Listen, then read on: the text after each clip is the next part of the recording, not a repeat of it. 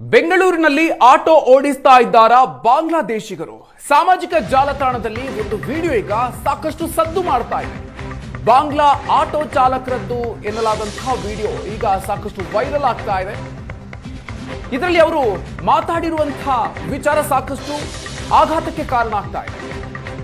ಯಾವುದೇ ದಾಖಲೆಗಳು ಇಲ್ಲದೆ ಆಟೋವನ್ನ ಓಡಿಸ್ತಾ ಇದ್ದೀವಿ, ಸೆಕ್ಯೂರಿಟಿ ಕೆಲಸ ಮಾಡಿ 8 ರಿಂದ 10 ಸಾವಿರ ದುಡಿತಾ ಇದ್ದೀವಿ, ಬೆಂಗಳೂರಿಗೆ ಬನ್ನಿ ಅಂತ ಹೇಳಿ ಬಾಂಗ್ಲಾದೇಶಿಯರಿಗೆ ಆಹ್ವಾನವನ್ನು ಕೊಟ್ಟಿರುವಂತಹ ವಿಡಿಯೋ.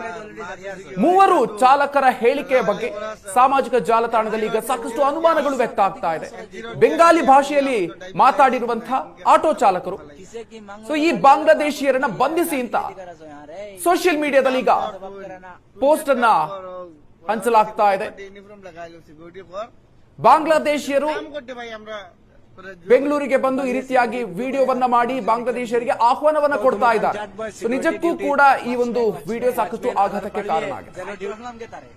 তারে ধরিয়ে আমরা ফটো ফটো মারছি আর ওই তো বাড়িগিরি করে সিকিউরিটি ডিউটি করে 12,000 পেমেন্ট পায় আর ও নাইটে 9,000 টাকা আর দিনে 11,000 টাকা। আচ্ছা আচ্ছা 11,712 মতলব 12,000 হাসপিং ক্লিক করে আমরা গাড়ি দুইয়া দিবে আর হবি পাই তারা কোনটা ভরসা হয় না, ফটো লাগাইলে আছে দেখিলে ಹೆಚ್ಚಿನ ಡೀಟೇಲ್ಸ್ ಕೊಡ್ತಾರೆ ನಮ್ಮ ಪ್ರತಿನಿಧಿ ಮುತ್ತಪ್ಪ. ಇದೀಗ ನಮ್ಮ ಜೊತೆಗೆ ದೂರವಾಣಿ ಸಂಪರ್ಕದಲ್ಲಿದ್ದಾರೆ. ಮುತ್ತಪ್ಪ, ಬಾಂಗ್ಲಾದೇಶಿಯರು ಈ ರೀತಿಯಾಗಿ ವಿಡಿಯೋವನ್ನ ಮಾಡಿ ಬಾಂಗ್ಲಾದೇಶದವರಿಗೆ ಆಹ್ವಾನವನ್ನ ಕೊಟ್ಟಿದ್ದಾರೆ ಅನ್ನುವಂತಹ ವಿಡಿಯೋ ವೈರಲ್ ಆಗ್ತಾ ಇರೋದು. ಅಂದ್ರೆ ಇವರನ್ನ ಪತ್ತೆ ಹಚ್ಚಲಾಗಿದೆಯಾ, ಯಾರಿವರು ಅನ್ನುವಂಥ ವಿಚಾರ, ಜೊತೆಗೆ ಈ ವಿಚಾರಕ್ಕೆ ಸಂಬಂಧಪಟ್ಟಂತೆ ಪೊಲೀಸರು ಏನಾದರೂ ಸ್ಟೇಟ್ಮೆಂಟ್ ಕೊಟ್ಟಿದ್ದಾರಾ? ಮಧುಕರ್, ಕಳೆದ ಒಂದು ವಾರದಿಂದ ಈ ಒಂದು ವಿಡಿಯೋ ಸೋಷಿಯಲ್ ಮೀಡಿಯಾದಲ್ಲಿ ಭಾರಿ ದೊಡ್ಡ ಮಟ್ಟದಲ್ಲಿ ಸದ್ದು ಮಾಡಿರುವಂತದ್ದು.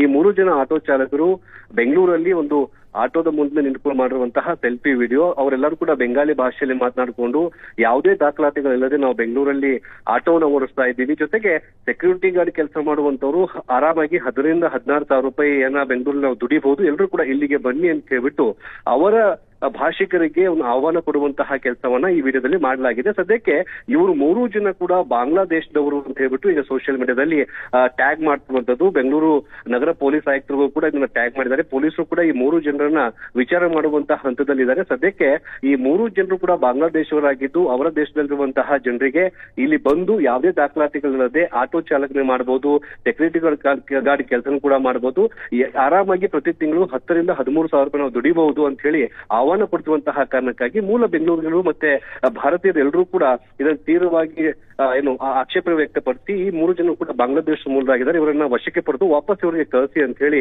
ಟ್ಯಾಗ್ ಮಾಡುವಂತಹ ಕೆಲಸವನ್ನು ಮಾಡ್ತಾರೆ. ಆದ್ರೆ ಪೊಲೀಸ್ ಇಲಾಖೆಯಿಂದ ಯಾವುದೇ ರೀತಿಯಾದಂತಹ ಅಧಿಕೃತವಾದಂತಹ ಮಾಹಿತಿ ಇದುವರೆಗೂ ಕೂಡ ಬಂದಿಲ್ಲ. ಸದ್ಯಕ್ಕೆ ಇದು ಆರೋಪ ಹಂತದಲ್ಲಿ ಇರುವಂತಹ ಕಾರಣಕ್ಕಾಗಿ ಪೊಲೀಸರು ಇದನ್ನ ಸೂಕ್ಷ್ಮವಾಗಿ ಇದನ್ನ ಪರಿಗಣಿಸುವಂತಹ ಸಾಧ್ಯತೆ ಹೆಚ್ಚಾಗಿದೆ. Madhukar, okay, thank you Muttappa ಡೀಟೇಲ್ಸ್ಗೆ.